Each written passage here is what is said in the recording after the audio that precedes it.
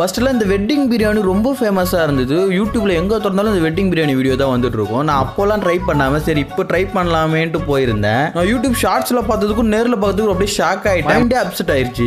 ஏன் அப்படின்னா ஃபர்ஸ்ட் அவங்க செட்டப் கல்யாண பஞ்சு ஸ்டைலில் இருக்கும்னு பார்த்தா நார்மலாக ஹோட்டல் செட்டப்பில் இருந்தது. இங்கேயே இந்த வெட்டிங் பிரியாணிக்கு ஒரு பாயிண்ட் என்கிட்ட அவுட் ஆயிடுச்சு. அதுக்கு அடுத்து சரி சிக்கன் பிரியாணி ஆர்டர் கொடுத்தா சிக்கன் பிரியாணி காலின்னு சொல்லிட்டாங்க. அப்போ ரெண்டாவது பாயிண்ட்டும் அவுட் ஆயிடுச்சு. சரி மட்டன் தான் இருக்குன்னு சொன்னதால சரி மட்டன் வாங்கியிருந்தோம். ஆனால் இந்த மட்டன் பிரியாணியில் பீஸில் ரொம்ப சாஃப்டாக குக்காக இருந்தது. உண்மையே எனக்கு அது ரொம்ப பிடிச்சிருந்தது. அது இல்லாமல் இந்த மட்டன் பிரியாணிலாம் சாப்பிட்றதுக்கே ஒரு தனி கலை வேணும். ஆனியனு கத்திரிக்காய் பீஸு முட்டை இது எல்லாத்தையுமே எடுத்து வச்சு ஒரு பைட்டு போனால் சும்மா தரமா இருக்கும். எத்தனை பேர் இப்படி சாப்பிடுங்கன்றத கமெண்ட்ல சொல்லுங்க. இந்த பிரியாணியை வாயில வச்ச உடனே என் மைண்ட் செட்டு